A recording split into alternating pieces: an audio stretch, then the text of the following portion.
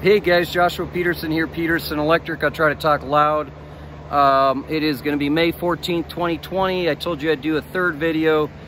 I'm at the second part of my day doing a quiet cool, just like it sounds, attic fan. It's actually replacing the whole house attic fan that's cut into your hallway. So if you're trying to talk to someone on the phone, you're not doing a gable fan, it's not a roof fan, and it's not a ceiling fan nor an exhaust fan. It's a attic fan. It does look like an exhaust fan cover though. Thank God we had a storm come through. It's a lot cooler up here finally. But this is the sound it makes from up here.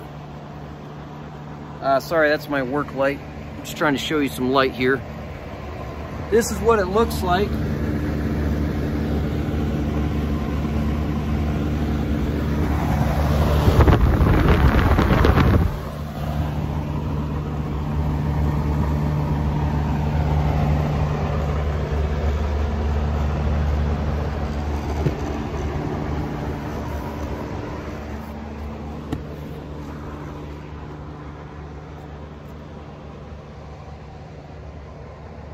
And we took the wires down under these studs and went into the wall here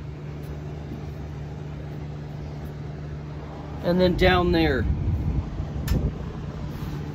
So you're probably used to seeing a high-low and a neutral. You got to have a hot on these. I don't know why. It's weird. I've never had to deal with an exhaust or an attic fan or anything, a whole house attic fan that had an extra hot wire going up. If you're an electrician, use a 1422 or 14.4 is what I call it. They only run 3 amps. They don't run 9 amps like those big helicopter blades that I have in my house I put in 10 years ago. So I definitely think that these are wicked cool design. I can't see it if I do that. That's all you do. And you strap it. So I'm gonna have my son wrap up the video there. He's gonna show you, that's the